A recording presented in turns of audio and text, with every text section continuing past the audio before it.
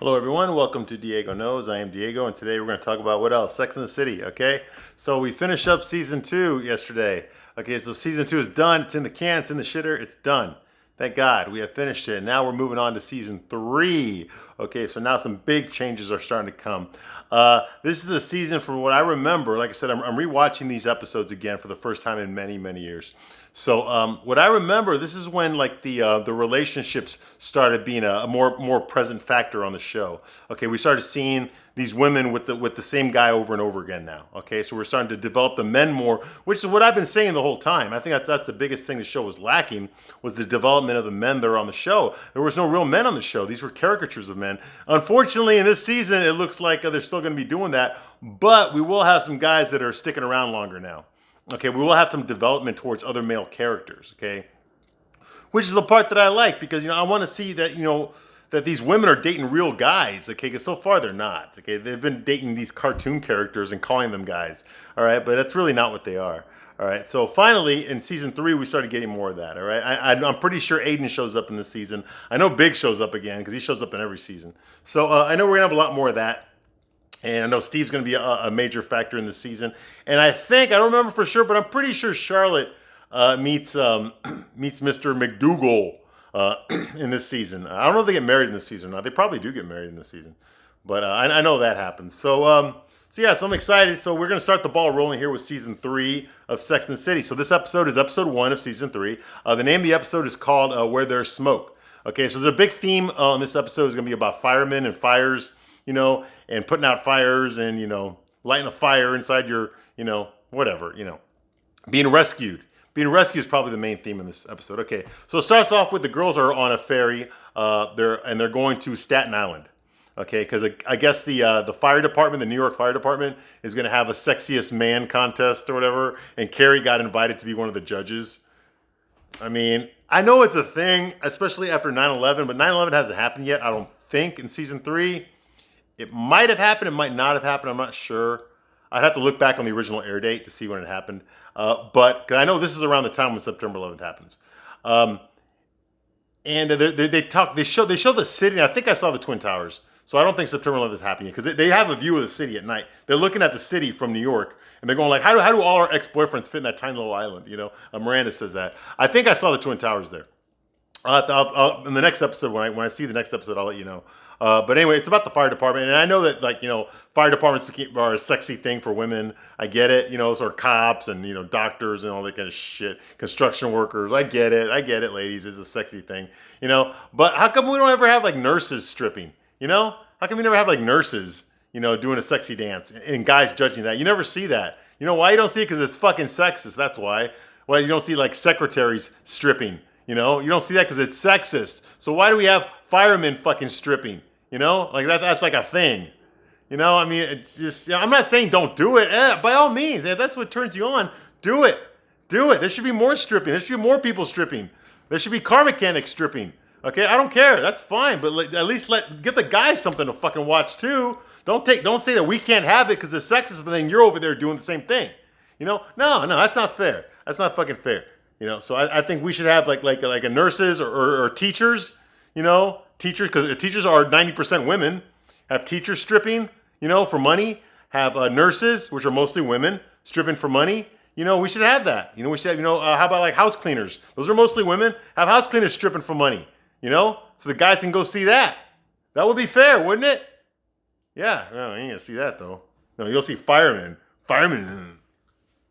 They're firemen, ladies. They're not dancers. They're firemen, okay? Their job is to be in shape to get people out of burning buildings, okay? To lift up heavy hoses. That's what they do. They're not there to fucking, strip, and fucking, doing their fucking thing. The helicopter, the sugar shuffle. Okay, sorry. Okay, moving right along. So they're there, and they go to Staten Island to judge this thing. And of course, it's what you thought is a bunch of middle-aged, overweight women screaming and yelling at the guys. But they had some good music though. They're playing Hot Stuff, okay? Which, if you remember, Hot Stuff is one of Donna Summer's songs, the Queen of Disco. And I absolutely love disco. I can get me some disco. And they got some disco going on over there. Give me some hot stuff, baby, this evening. I need some hot stuff, baby, tonight. Anyway, so they're doing that. Yeah, I should be up there dancing, shouldn't I? Yeah, maybe I should do that. Anyway, okay. So, yeah, so they're there. They're judging the thing. Like Carrie's like making some stupid. She's judging like, okay, he's a 5.5. He's the 3.5. He's like, and it's all women judges except for one guy. There's one dude there judging. What the fuck? Why is there a guy there judging the guys dancing? Okay, and he's not even gay. He's straight. He's there. It turns out that he's a local politician. I don't know what the fuck he does. I don't know if he's an alderman or something. He's a local politician. I guess he got invited to be the sole man. I guess affirmative action or something. To be the sole man judging the fire department men's dance contest. The sexy strip off or whatever. And he's his name is Bill. I forgot his last name, but he's played by John Slattery. Now, John Slattery, as you know, okay, or maybe you don't know, I don't know, but he's very famous for playing Howard Stark, okay, who's Tony Stark. That's Robert Downey Jr.'s dad in the Iron Man movies. He plays Howard Stark. He's the one that the Winter Soldier killed him. That actor's named John Slattery. Okay, and he played Howard Stark in the Avengers Endgame movie. I especially love that scene in Endgame where Tony Stark got to see his father in the 1970s. He went back in time and he had that heart-to-heart conversation with his dad. Back around the time that he was about to be born. So he got to see his father younger than he is now. And he got to talk to his dad, And I read the Iron Man comic books when I was a kid. Iron Man was even my favorite character, but I knew who he was and I respected him, And I knew that was a big deal with Iron Man, was that he had a very bad relationship with his father. His father was too industrious, too much of a war. He's basically, his father, Howard Stark, is named after Howard Hughes, who was the real life Tony Stark, okay?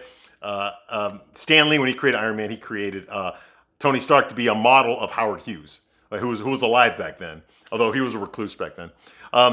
And so when they aged up the character, they said, okay, let's make his dad Howard Stark after Howard Hughes. Okay, and Howard Hughes was that kind of a person, very secluded, very into himself, a genius, but very very well, an alpha male. Okay, I mean, this guy fucked movie stars left and right. He owned his own studio. He owned RKO Pictures, and then he sold it to Lucy.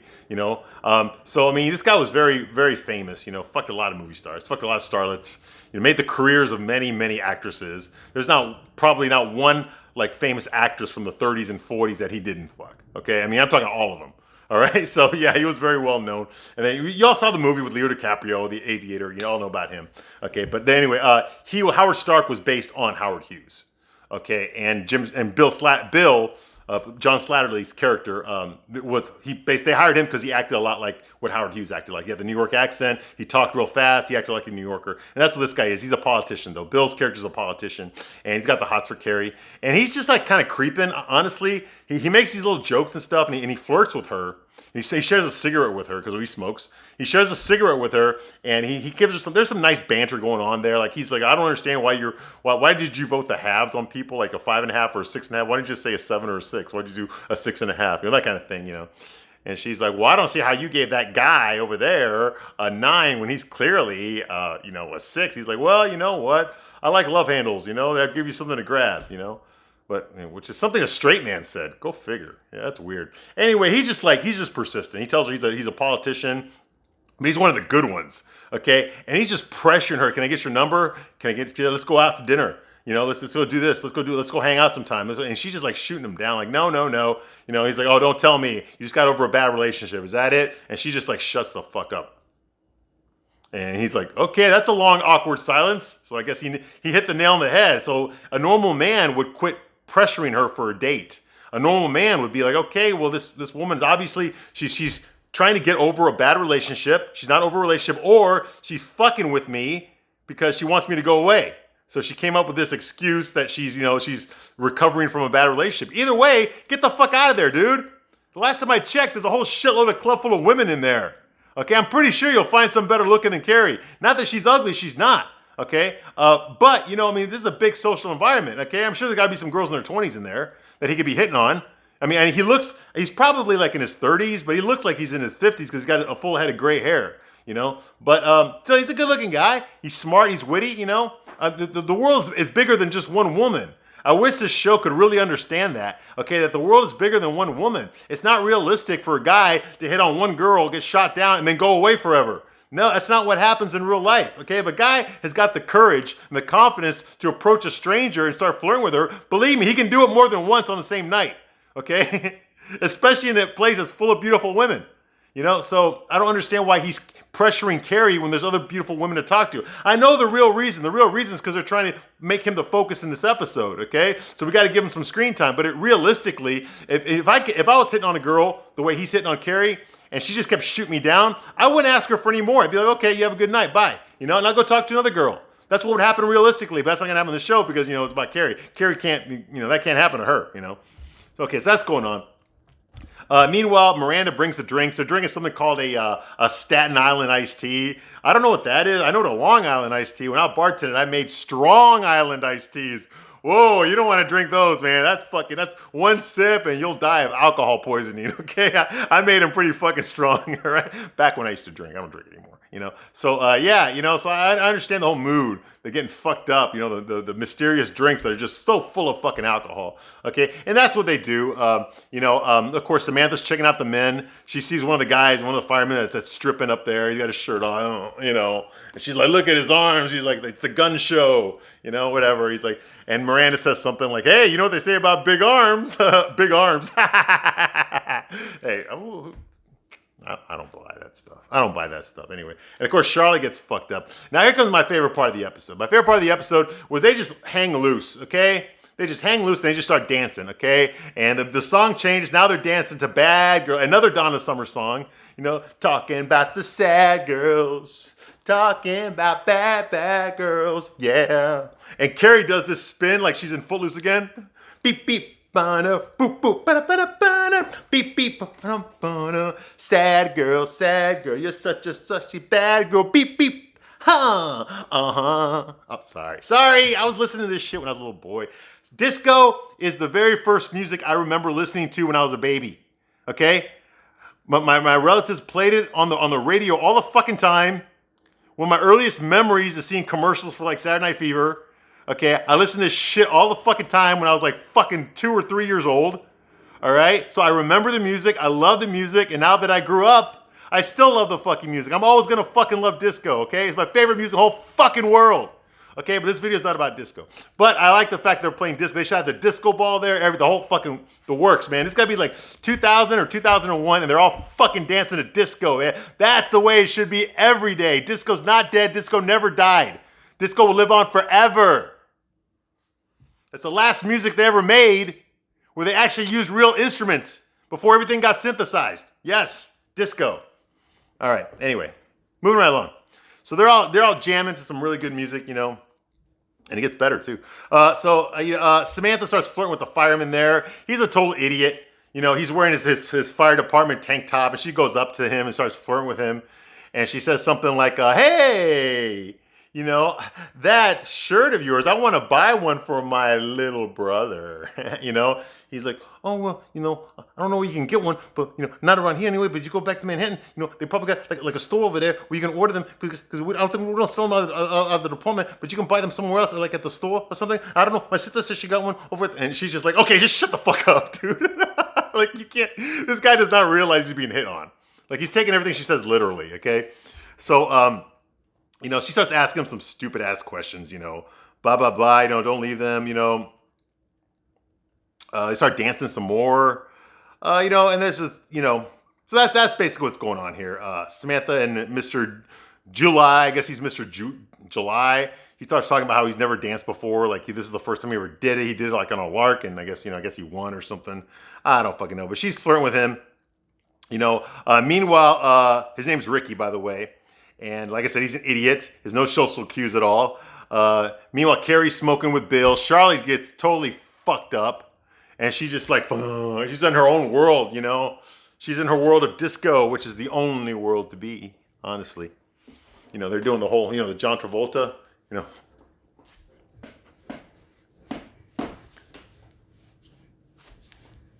I know the whole thing. I did the whole fucking routine. I know the whole thing, but it's, anyway, sorry. I know I'm getting sidetracked. Sorry, just the disco does this to me. It gets me sidetracked, all right? So moving right along, basically Samantha meets the guy, Peter, whatever, the fireman, and they decide, or is his name Richard? I don't know, who cares? Anyway, he's dumb. So they end up fucking. Then she leaves with him. Meanwhile, Carrie, she blows off Bill, the politician, Howard Stark, blows him off, hangs out with Miranda some more. They notice that Charlotte's dancing by herself, but she's fucking crazy ass drunk and she's just loving life. So it ends up being those three girls, Miranda, Carrie, and Charlotte. They get on the ferry because Samantha stays there. They get on the ferry, they go back to Manhattan. While they're there, Charlotte's drunk out of her mind, swinging around. She almost falls over off the ferry, and Carrie's got to hold her to make sure she doesn't fall over, And she starts screaming out loud about her life. Okay, she starts screaming about how she's a good girl, she's nice, she's pretty, she's a catch, and she's gonna get married this year. She's gonna meet her husband this year. Like she's convinced herself that's gonna happen. That's just gonna fucking happen, okay? And because she's tired of dating, And I get it. She's getting older, She's getting older, and she wants to settle down now. And basically, she's been riding the cock carousel since she was 15. She wants to settle down. She wants to meet a guy. She's gonna quit playing these games. That's what they are, games.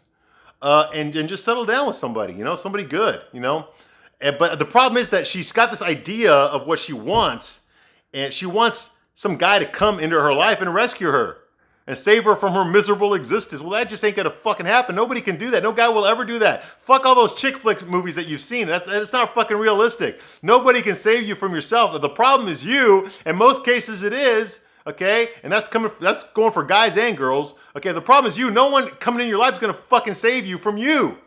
Okay, leave that shit to fucking movies and chick flicks. That shit ain't fucking real.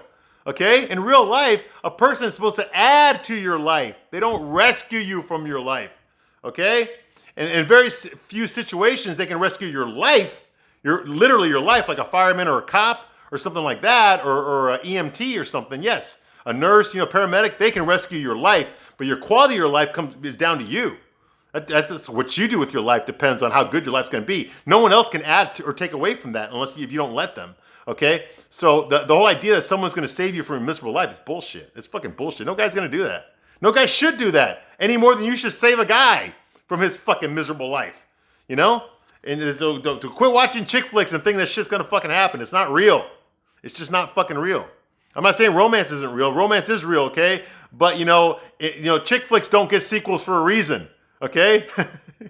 Because after you meet, that's when the hard work begins. And nobody wants to see that. All right? Okay, so moving right along. So they're dancing to doctor's orders, the more disco.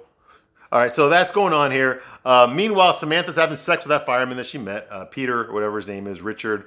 Who gives a fuck what his name is? What was his name, by the way? I don't remember. Anyway, Ricky. Sorry, his name was Ricky. Damn it, not Peter. Yeah, his name was Ricky. So she's having sex with him, and she's just like, ah!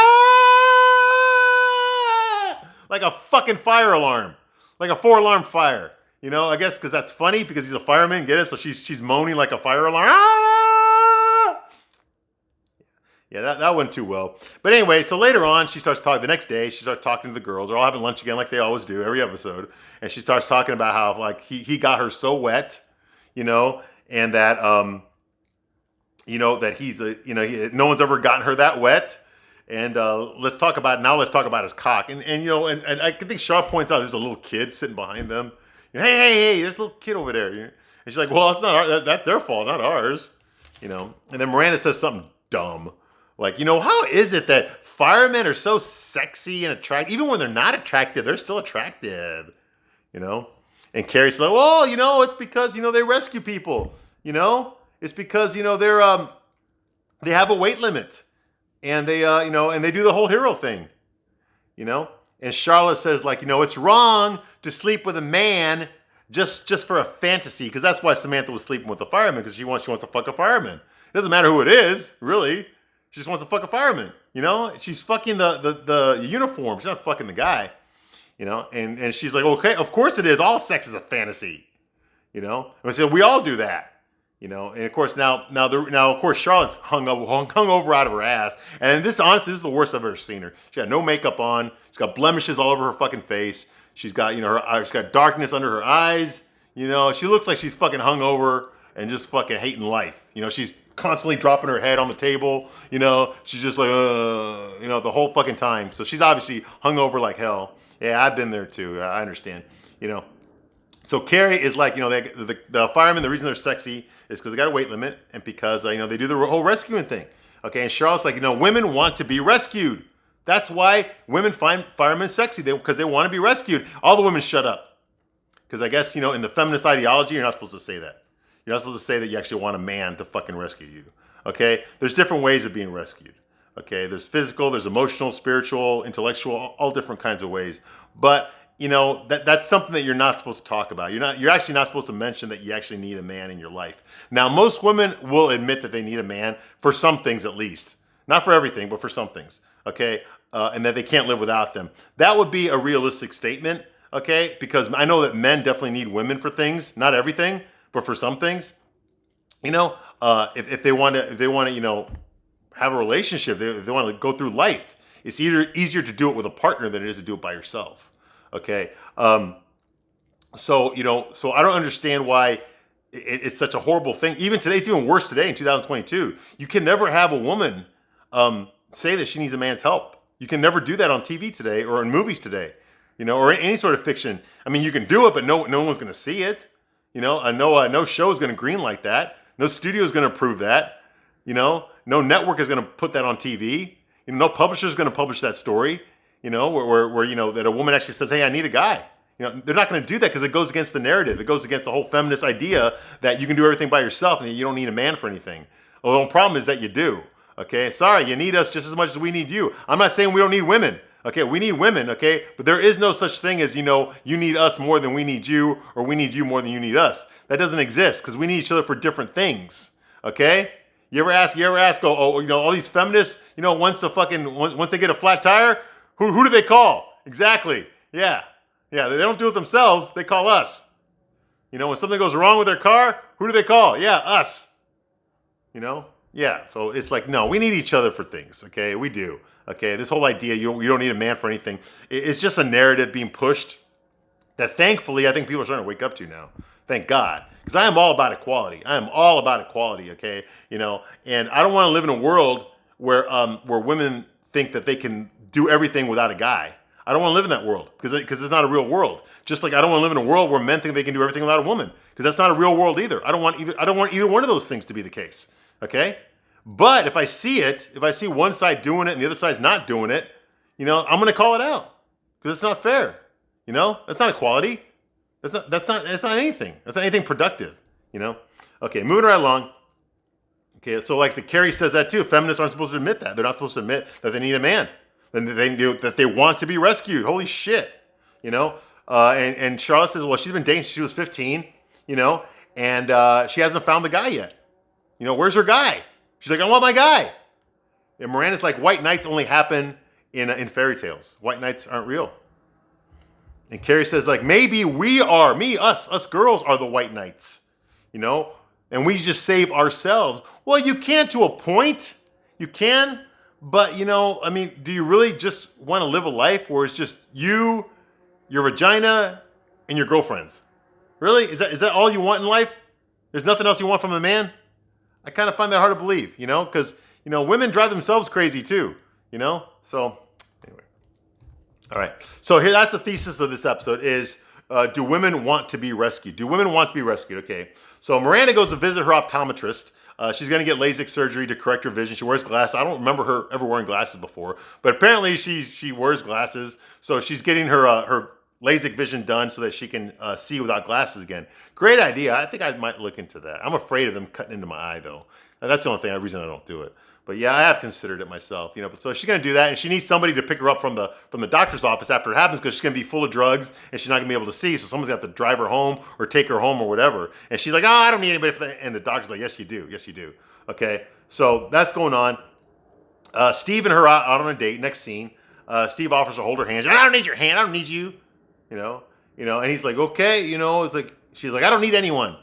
And Steve's like, well, I never said you did. And he says, like, she's having her LASIK surgery. She's talking about it. And he thinks it's gross because he wears glasses too. He basically says what I just said. Like he's afraid of getting something done to his eye because once it's done, you can't undo it. And he's like, he offers to pick her up from the optometrist when it's over and bring her back home. And she says, no, it's okay. I already asked Carrie to do it. He's like, well, why do you want Carrie to do it when I'm offering to do it? She's like, oh, well, Carrie's my friend. Well, Carrie's your friend, then what am I? He's like, well, that hasn't been established yet. Okay, so that's where they are. Okay, they haven't established where they are. Are they together again? Are they just fuck buddies? Are they just friends? Miranda hates the idea of depending on Steve for anything. Okay, that's her pride. That's her feminism coming out. I don't fucking need you. I don't need a man for anything. When I need help, I'll just ask another female. Because we help each other. And of course, Steve, being who Steve is, he's just going to take it because, he doesn't really stick up for himself very much until he has to. At least he did back then. He'll stick up for himself when he has to, but otherwise he won't, So, yeah, so he just, sucks it up. Okay, whatever, So that happens. One thing I did notice about this is the first time that we're ever seeing Miranda in a relationship.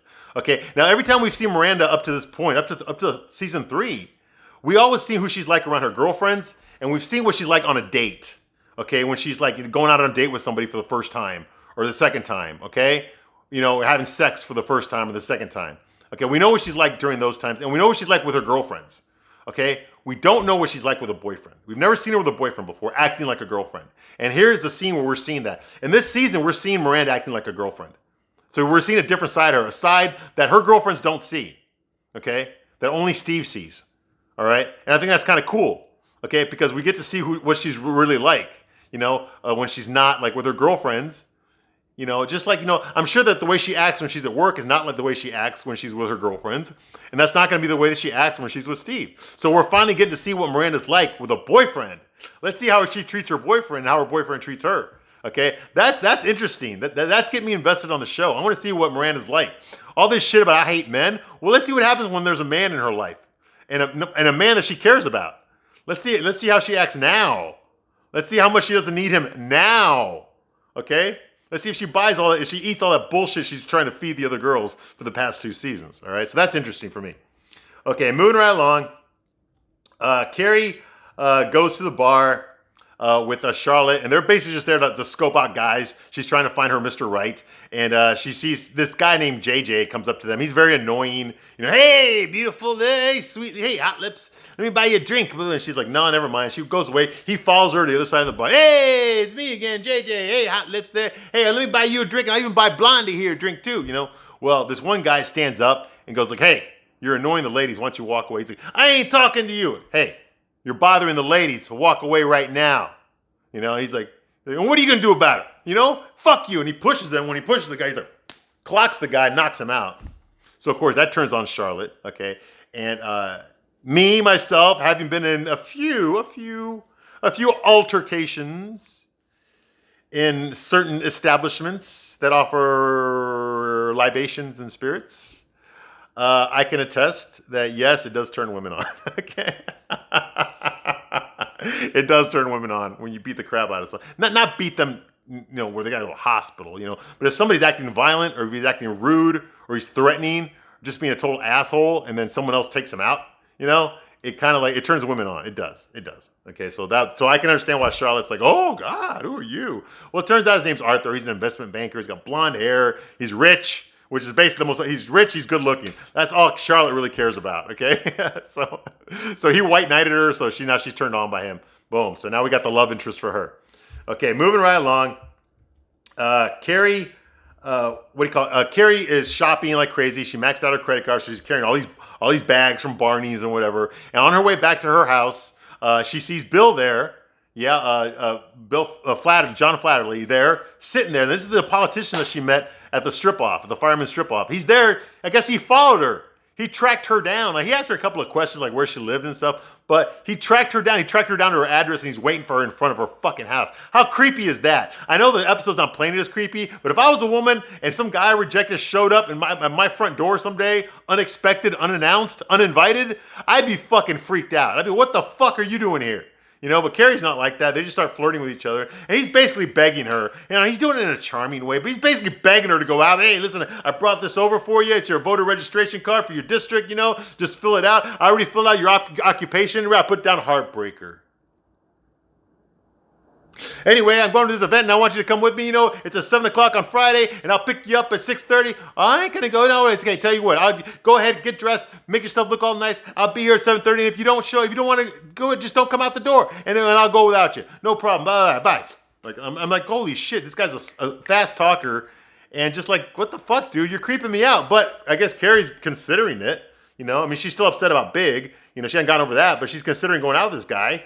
I guess the guy that fucking is stalking her, and a politician no less, stalking her. That would freak me out. All right.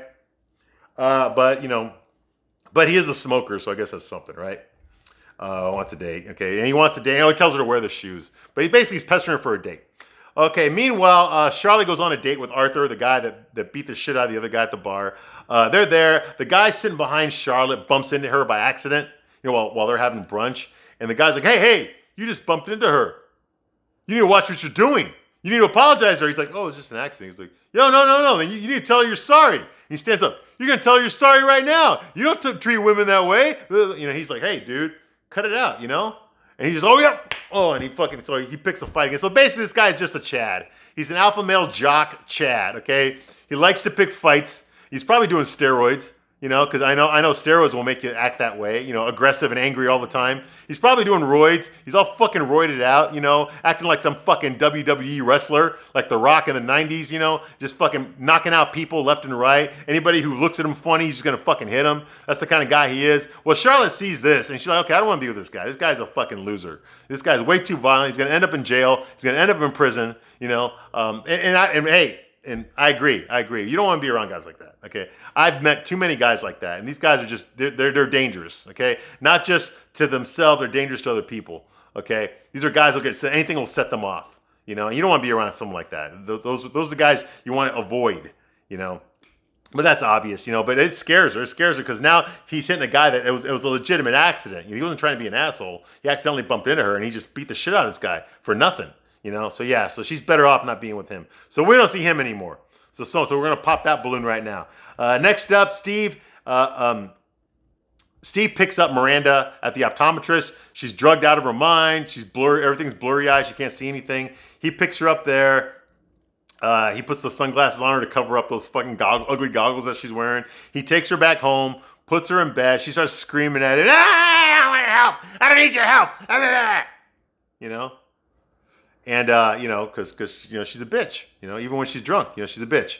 And, you know, she just screams, literally, she's screaming about, I don't want your help. But he's helping her anyway. He puts her in bed. Okay, the next day she wakes up and she takes off, she can see now without glasses. She takes off those goggles. She takes off the sunglasses, the goggles and all that. She turns around and she sees Steve, and Steve is there. He's asleep next to her, you know. And she finally sees him, like sees what kind of a person he is. You know, he's actually a good guy. He's a guy that actually gives a shit about her. You know, and she should really not take that for granted, but of course she will. You know, this is a guy that actually gives a shit about her. Okay, I'm always talking shit about Miranda because she's the biggest bitch on the fucking show. I know that's her character. I know that's the way she's written. I know why she acts that way, but she's extremely unlikable. And here's a guy who's willing to do fucking almost anything for her. Okay, you need to hold on to that fucker. Okay, because guys like that don't fall out of trees. Okay, they're very, very rare. Okay, I'm a guy, and I would never fucking treat you that way, the way he's treating you. Okay. Once you told me, leave me the fuck alone, don't fucking help me, I'd be like, okay, boom, bye. And that's what I would do, but of course, Steve's not like that. Okay, anyway, so that happens, and so she's kind of like falling in love with him, I guess. Meanwhile, Samantha goes to the fire department wearing a sexy outfit, you know. She wants to fuck the fireman again. He invited her over to a fireman night. She thinks it's a date, but actually it's just chili night. He's like making chili for all the firemen. So they all look at her and there's, oh shit, you know. So she's being, you know, they're having sex with her with their eyes, and she feels nervous. She's the only woman there.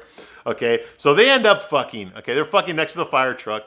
And I guess firemen, they have all their uniforms, their gear like laid out in front of the fire truck. That way, in case something happens, they can just jump into the boots and put them on immediately and get on the fire truck and go to save some people, right?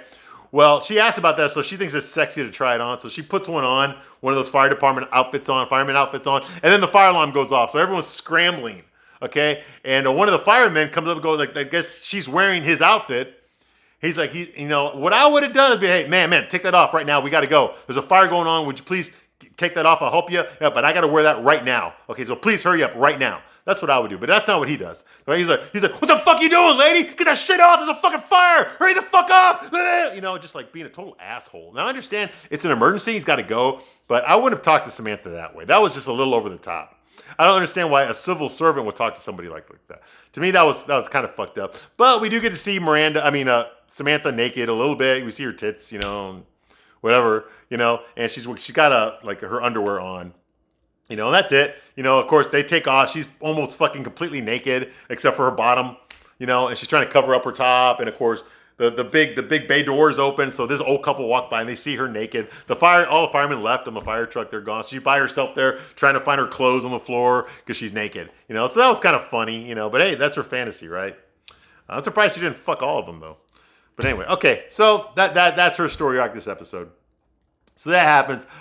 Bill ends up like waiting. He's honking the horn. He's calling her. You know, she's actually dressed. Carrie's actually dressed and ready to go out. She sees the car down there. She knows Bill's down there waiting to pick her up. He calls her like, hurry up, you know, you're probably putting your hat on. Wear the hat, blah, blah, blah. But she decides not to go. He takes off without her. And then she immediately calls Miranda. She was like, what's wrong with me? Why am I doing this? Okay. I'm fully dressed. I got my makeup on. I got my hair done. Like I'm ready to go. But for some reason, I can't go down there and go on a date with this guy. I can't. Why is that? What's wrong with me? And he tells her this because you're afraid of getting hurt again. You're afraid of dating again and getting your feelings hurt, like what happened with Big. You know, and she's like, all right, thank you. She hangs up and she goes out there. She goes out there on her own. She goes to the event without him, but she meets him up there at the event. So he's shocked that she's there. You know, and she basically sets the rules and be like, hey, I'm here to hang out with you, but yes, I am trying to get over a relationship and I'm not over it yet. So nothing is gonna happen. It's going to be totally platonic. So don't even think about trying to get me home tonight, you know. Like you know what? If you talk to me that way, if I ask you out on a date, you know, and like I didn't even go there. First of all, you're assuming that I'm going to want to fuck you that night, okay? Why you would assume that I don't fucking know why you think you're that important to me, that you would assume that I want to fuck you that night, okay? But she assumes it, and he goes with it, of course, because he has to, because, you know, gay guys wrote this episode. So he's like, oh, okay, yeah, whatever you say. You know, they end up making out like in the coat check when it's over. But she's got to leave to catch the ferry to get back to Manhattan. She's late getting there. She misses the ferry. But luckily he shows up in his BMW. Hey, you need a ride? She's like, oh, I'm getting rescued. He's trying to rescue me. Okay, so she gets in the car. Then he asks her, how do I get off this island? Like, how do we get to Manhattan? She's like, okay, I'll show you how, blah, blah, blah. You know, so then that's her way of rescuing him because he's actually asking for directions, all right? And that's the end of this episode. That's it. Okay, so, you know, it was an okay episode. I don't think we're going to see John Slattery again, which sucks. He's a really good actor. You know, like I said, I've seen him in other things. I saw him in, he was in Flags of Our Fathers, that Clint Eastwood movie about the raising the flag over Iwo Jima. I'm a Marine, so that's like a Marine Corps required watching, you know. So I know he's a really good actor. Otherwise, it's a good way to start the episode. We're starting to get some hints of what's to come. So otherwise, it was a good episode, all right? So thank you very much for watching my review, and I will see you on episode 2 next time. Bye.